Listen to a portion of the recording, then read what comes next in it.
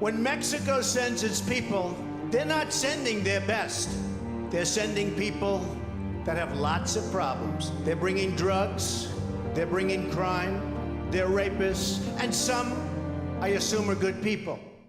Donald Trump perdió hoy los derechos del torneo de golf que se realizaba desde hace varios años en uno de sus hoteles de la Florida. El evento se va a México. Lo que implica una gran oportunidad de mostrarle al mundo que México no es territorio de migrantes, narcotraficantes y violadores. Following the PGA Tour's decision to move the World Golf Championship from President Donald Trump's South Florida golf course to Mexico City, many wondered why the decision was made. As we anticipated, some of the reaction revolves around the feeling that somehow this is a political exercise, and it is not that.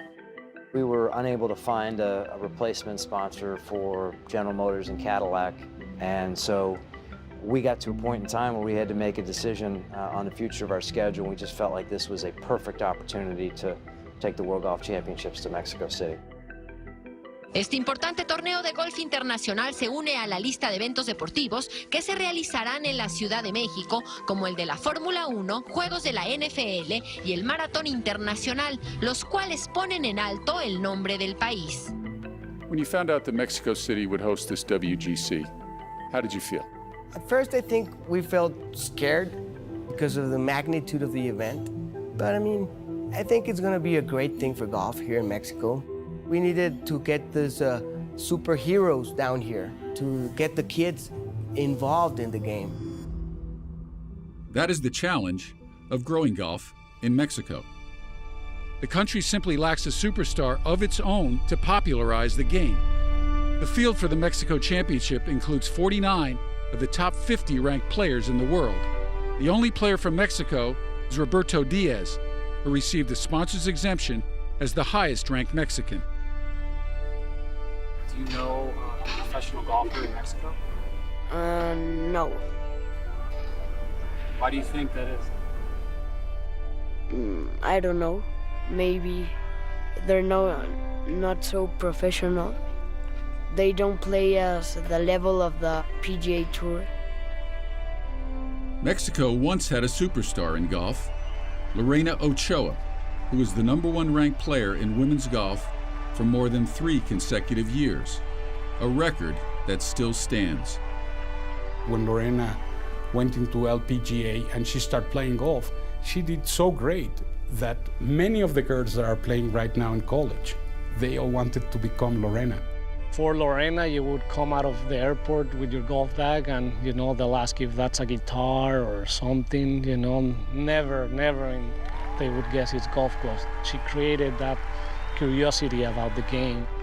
But Ochoa retired in 2010 at the age of 28, leaving a void in Mexican golf that hasn't been filled. We don't have our Arnold Palmer, but it's not essential. We need the synergy. We need that hamster to get in the rotor or whatever it's called and start running. The man leading that effort is Mexican billionaire Ricardo Salinas, who's committed more than $100 million of his own money to bring a PGA Tour event to Mexico City. I think Ricardo Salinas investing in golf in Mexico is a very good sign of where golf is in Mexico. Very astute, very smart businessman. Very, very good nose for a deal. Salinas is a telecommunications and media mogul who is not without controversy. In 2005, he was fined $7.5 million by the Securities and Exchange Commission in a complicated case of self-dealing, in which he made a $109 million profit. The PGA Tour investigated Salinas' business history and found nothing that precluded them from completing this deal. Still, Salinas has visibly reduced his role, declining to comment for this story, and directing us to speak with his son, Benjamin, who will serve as the chairman of the Mexico City Championship. Where is this passion that you and your father have to grow the game of golf in Mexico? For me and my family, golf is #1 sport. It is what we love. It is what we play. 32-year-old Benjamin Salinas is the CEO of TV Azteca, the second largest television station in Mexico. Salinas says that of the roughly 230 golf courses in Mexico, only one is truly public and affordable. That's the number one issue here in Mexico. And to get past that, we need public golf courses. There are no muni golf courses that you can play like for $20 or $10 if you're a resident. We don't have that system. Lack of access to quality golf instruction is another issue.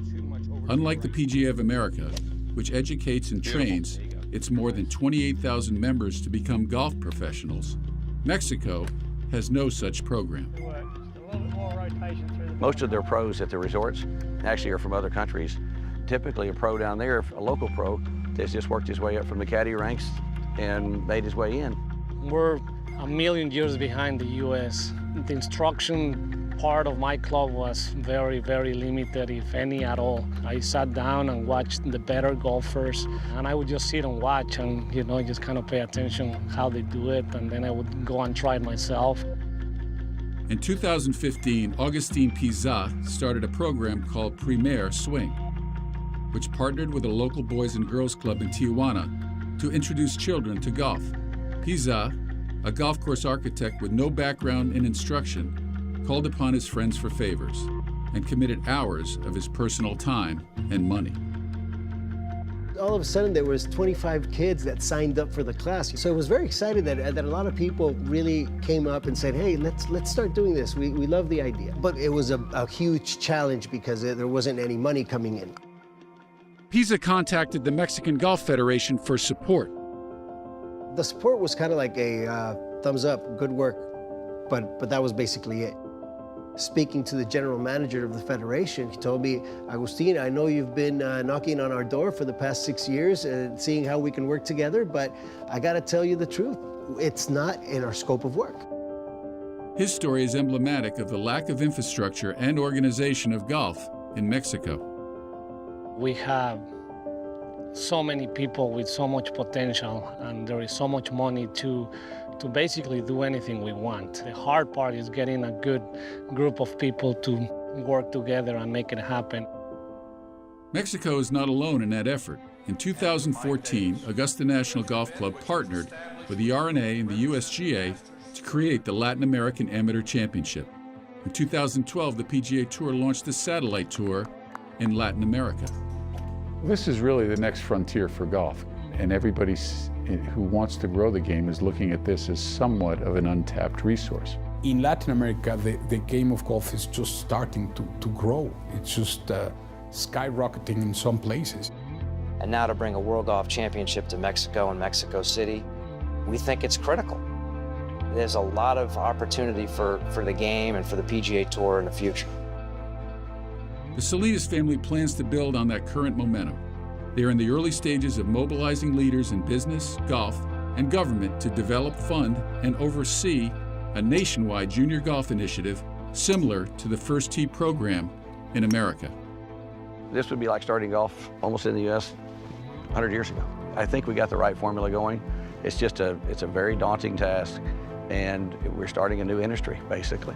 This was not a program to start tomorrow and have results by the end of the year. There's no way. What gives you the confidence that this can work? If you say I'm confident, well, I'm not really confident. I'm just doing my best here. That honesty reflects the size and scope of their challenge. But the Salinas family is betting big on growing golf in Mexico. They are funding this week's Mexico Championship largely on their own, without a title sponsor. This tournament is their first visible step forward, and their mission is simple. Once the kids get to see these players, and us to build the hero figures, if one kid could go and play a round of golf with his friends, that's it. He'd be hooked for life.